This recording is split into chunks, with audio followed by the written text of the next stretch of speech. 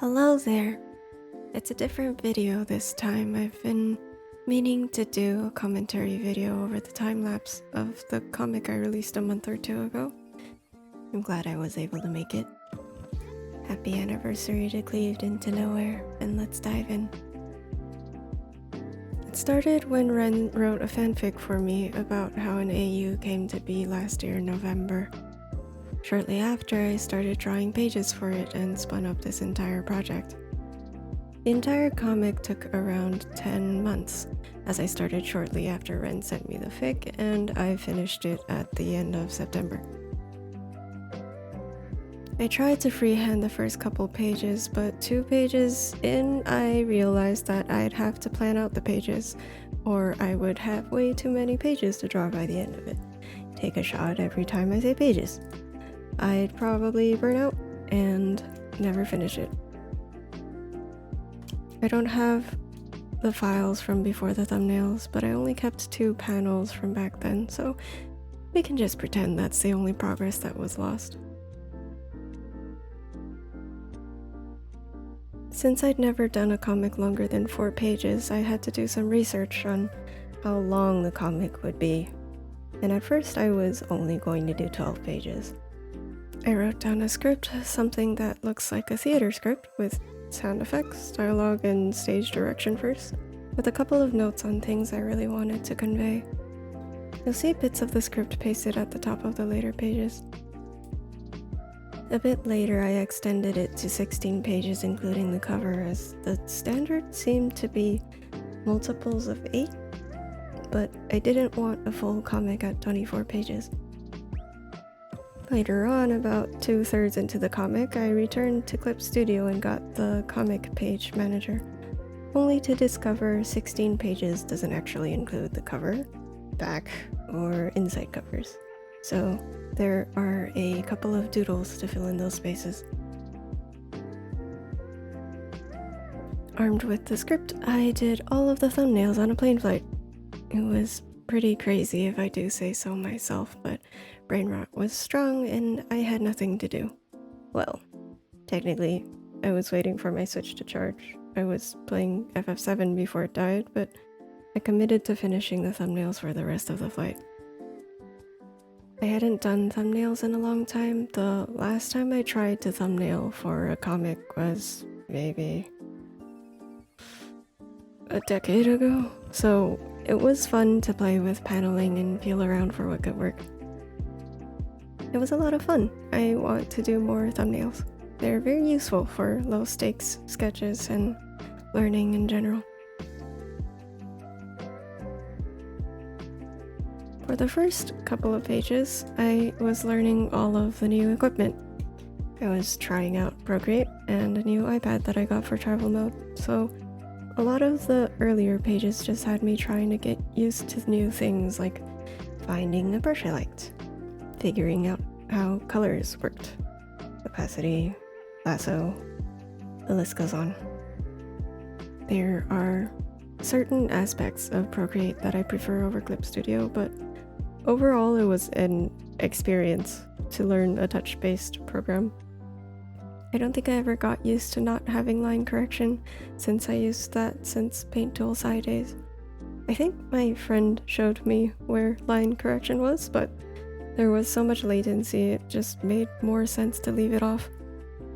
I never figured out how to do text either, so everything on Procreate was penciled in.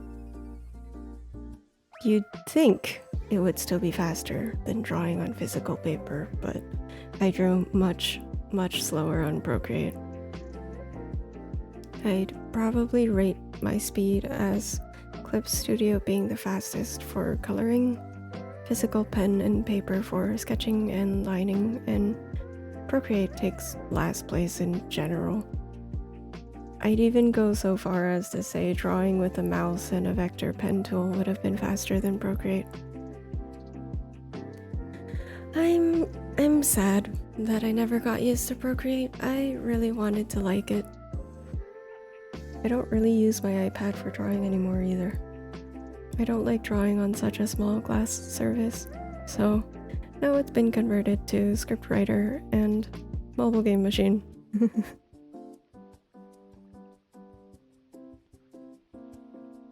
One thing that I did enjoy on Procreate was overdrawing.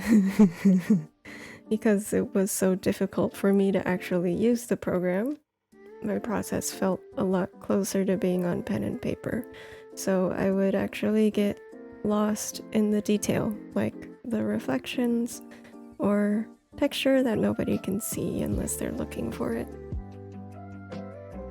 Speaking of reflections, I really wanted Fen's memories to look like broken glass. You know, how memories are fragments of what really happened, and they're colored with perspective, so somebody else's memory of the same event could be drastically different from yours. Kind of like how broken glass looks different at every angle. This was supposed to be a pun, but now I've explained too much of it and it's not funny anymore. Glass is really hard to draw, but I'm proud of what I did. Playing with weirdly shaped panels was fun and challenging, since it lowers the legibility of whatever is in the panels, but the shapes themselves are very fun, and they tell a different story on their own. It was a fun experiment. I enjoyed the process, I'm proud of the result, but I think it could be better. I have a feeling this will be my mantra for the rest of the video. I am primarily a character artist. I draw humans mostly, and it's really fun finding dynamic poses for them to be in. So I'm really proud of this page because it looks quite messy. I think it was a pretty good page full of debris and broken stuff for someone who doesn't really draw backgrounds like this. Does the debris make sense? No, not really. If you look closely, it's a bunch of cement and bent foundation and wires and stuff, but since I hadn't figured out what this hallway actually looked like yet back then, not much of it makes sense. It works if you squint and you don't ask too many questions. Just don't ask. For all my complaints, I am proud of this page. Just thought I had to repeat that. I do want to get better at backgrounds, though. The area in which this part of the comic and Anamnesis at large takes place would be really cool to draw, so I want to get good enough that I can make it a reality. This story demands nothing less. That really is the secret to improving. Become so obsessed with something that it drives you to get good. Literally, just so you can give it the justice it deserves.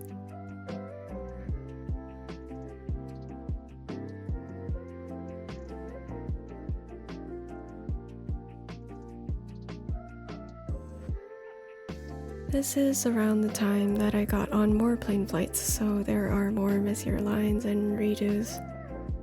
Trying on a plane was no joke. I don't recommend it if you can help it. I was not only shrimping in the most uncomfortable position possible, but also fighting turbulence for smooth lines. I get motion sick really easily, so every time the plane bumped, I had to stop drawing and close my eyes so I wouldn't get nauseous.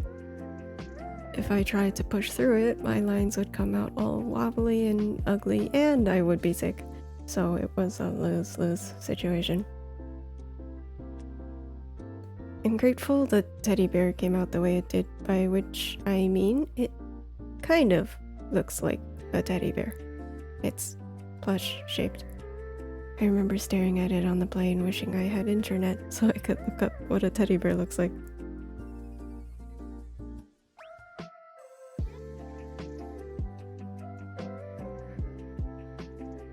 I wanted to play with negative space in a comic that is primarily black and white, so Fen's world is framed with black, while Nair's space is framed with white.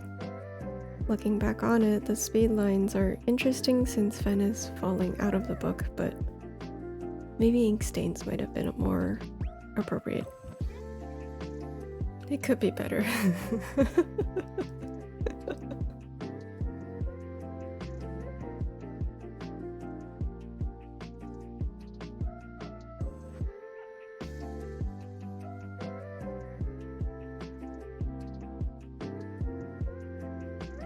Clip Studio has some page panel templates that I really wish I had when I worked on this, because some of these pages have really questionable flow when it comes to paneling positions. Every page was an experiment, and I don't think there's really any harm done, but the storytelling with the paneling could have been better in some places. Regardless, it was fun to experiment with less conventional paneling and just go with the vibes, as they say. Because of that, this comic could probably be adapted to a webtoon format pretty easily. In fact, there's a couple of pages that might fare better if it were in webtoon format, just because of the way I set up the panels and composition and such. You are what you eat, you make what you read, and so on.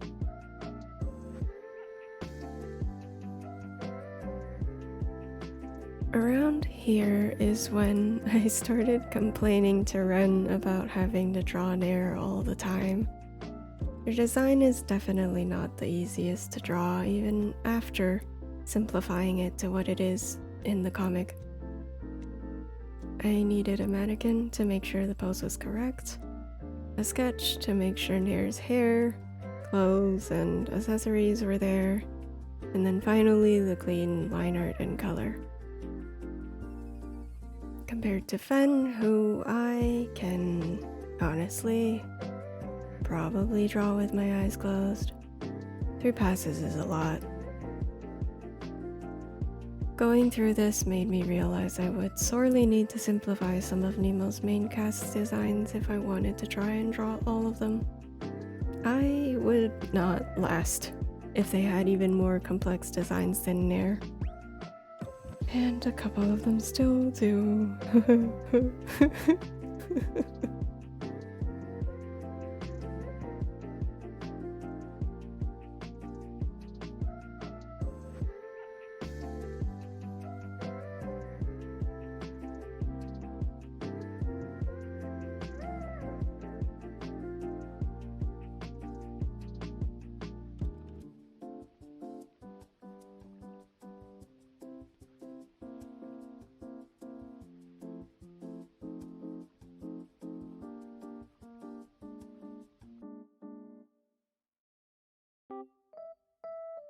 Ren's character Nair is such an interesting personality. They're so cheeky, but with the perspective of a detached entity. Everything is a story to them. It's very funny to see a reader interact directly with the story in such a disconnected yet biased way. What Nair does is also incredibly interesting as a concept. That they're plucking stories out of their worlds and making pocket dimensions for them to live, crash and burn again in is so intriguing, and in this essay I... sorry. Wrong video.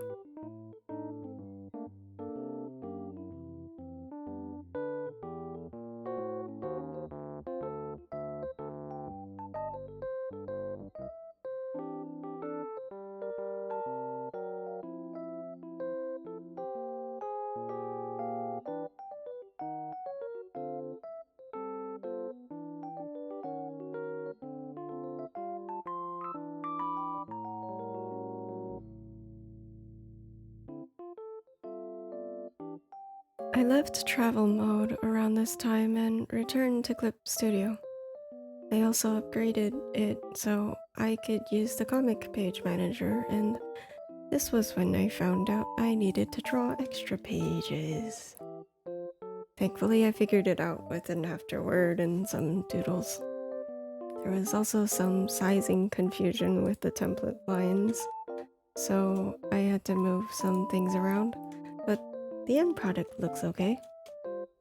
I would definitely start with the comic page manager when I make another comic.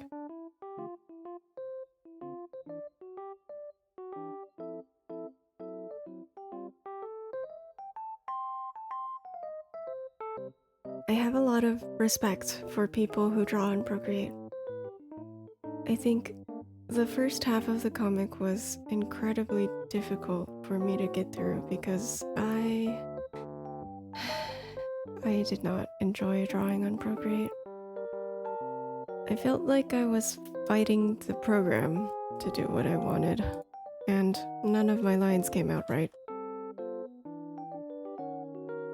My lines at the beginning of returning to Clip Studio also suffered because I'd completely stopped drawing for a little bit.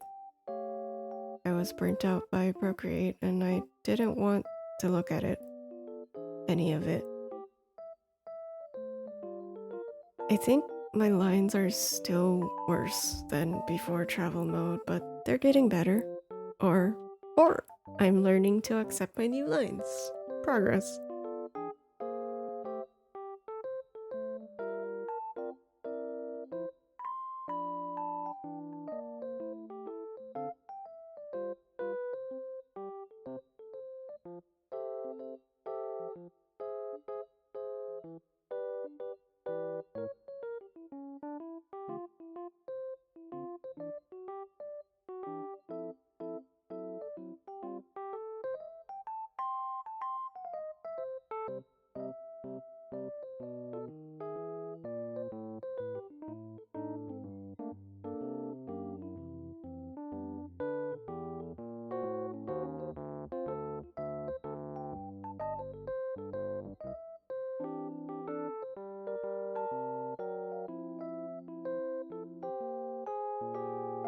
I tried penciling in text after returning to Clip Studio, but I don't like my handwriting on Clip Studio. So eventually I gave up and redid all the text with proper fonts and everything.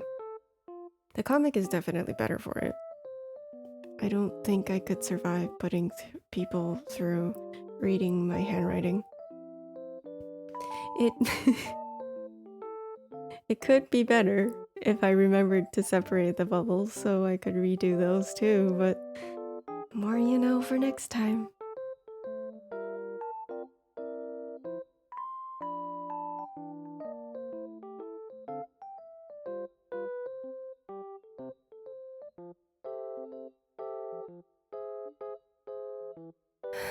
I really didn't like this page. I still don't like this page. I want to redo it, but I think showing imperfection in pages that I don't like is also important. It's okay for some pages to be less than other pages. Not every page has to be a masterpiece. If they were, then all of them would be average. It's just unfortunate that the bad page has to be Nair's self-introduction. Are you drunk yet? How many shots is that?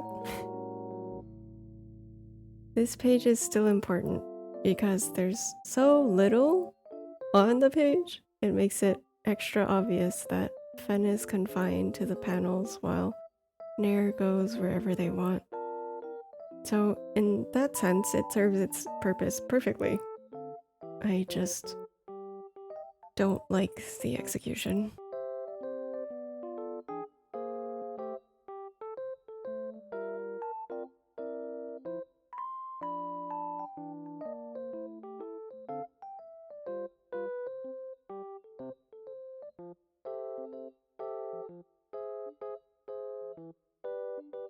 I got a new brush that cured my burnout and my art block in one go, and you can tell how much faster I am at lining and sketching.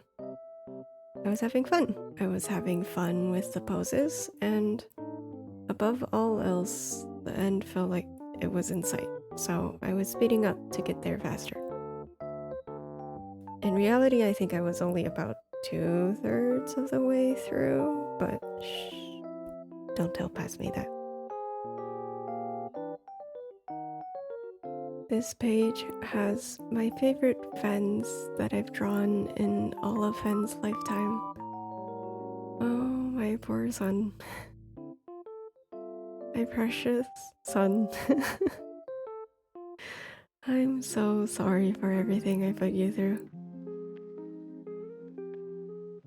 It's okay. You'll be happy in AUs. I especially love the mechanic Fen that I put in the center. His outfit doesn't necessarily make sense since I didn't do enough research, but somehow Fen with safety goggles and headphones inspires a lot of serotonin. Maybe I'll daydream about the world mechanic Fen lives in another day. This page also has my favorite nairs. Look how snarky they are. And their excited used car salesman face holding up the contract.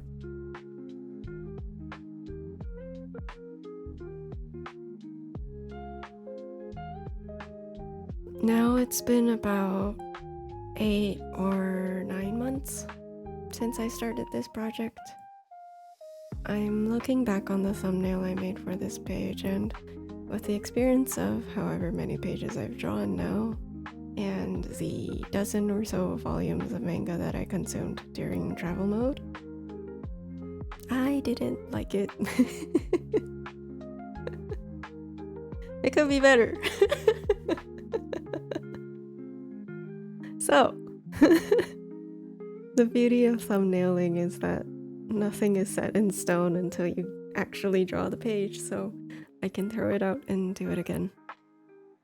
The script was generally the same if I remember correctly, but the paneling emphasizes things that I wanted to convey better than what was in the thumbnail.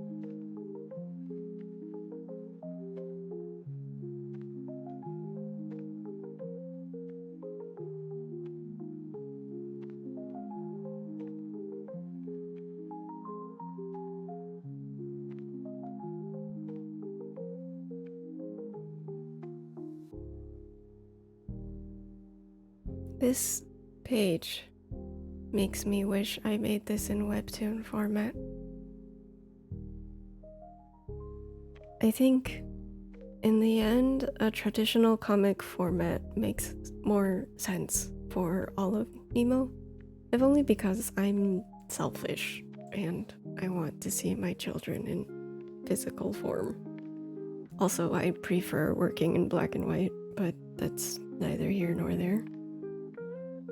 These are my favorite renditions of the Karis and Teach for this year. It's unfortunate that Soren isn't looking at the camera, but it's okay. He'll get his chance later.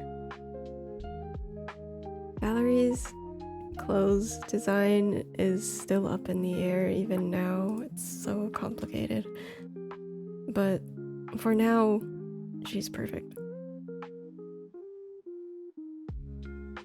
They're all perfect. For the sake of the ones in the quilt, I want to keep writing and creating so that people are able to meet all of these characters. They each have an arc that I want the world to see, and I'll probably get cancelled for a couple of them, but it's a story I want to tell. Teach is too kind for her own good. Ino just wants to know all the things. Valerie is gorgeous. Sorry. Hot. Sorry. Okay. We don't really know why Valerie is hanging out with these kids, but she's cool, I promise. Ari is my precious, naive baby. Soren has so much to lose, it's not even funny. And Oliver deserves the whole world. Fen just wants his normal to stay normal. These characters have been with me for so long, I feel like I would be doing a disservice if I left their story untold. Especially now, with this comic adapted from a fanfic, released, and the story slowly trucking along in writing. Just the fact that fanfic exists confuses me sometimes. So here I am making this video instead of working on the main story for NaNoWriMo. The script for this is around 4,000 words. Just so you know. I look forward to when enough of Anamnesis is out that people understand the context behind each and every reference in the fic and in this comic. That won't be for a very long time, and Ren might have to wait for just as long before he can release his fic, but I hope you look forward to it. I believe the story will be told. I just ask that everyone be patient. It'll take a long time, but while I'm still alive, I'd like to finish the story. But for now, you'll have to bear with me dropping references out of context until they click. That's what the kids call foreshadowing. I've been talking for over 20 minutes now, and you can tell it's affecting my sanity. I have never talked about something for so long. I'm a drawer, not a talker, damn it. Huh. I think that meant something different than what I meant. Oh well. I still enjoy how I did this page. I like the pages slipping away from Fen and into the book. I just wish I'd checked that he was centered in the frame first before I started adding all that texture. It could be better.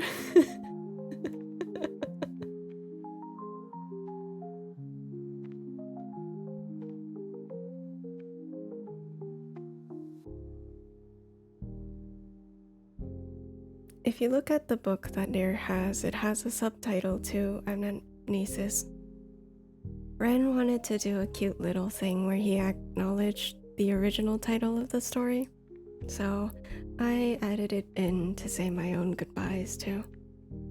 The title doesn't quite fit anymore because of how the story has changed over time, but I wanted to tell the me from 10 years ago that after so many tries, I did manage to make a comic out of it.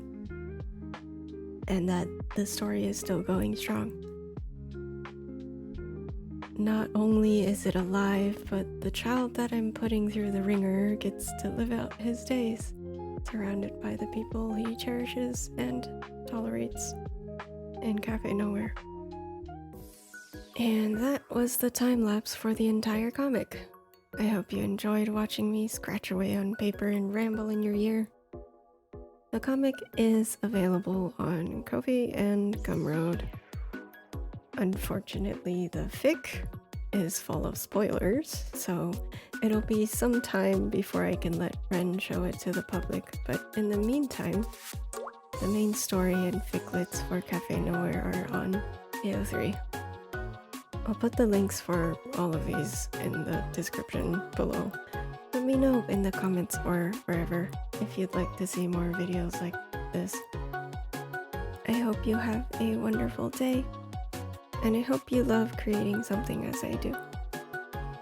It's the season to be sappy, so happy autumn and good luck to NaNoWriMo friends. Cheers!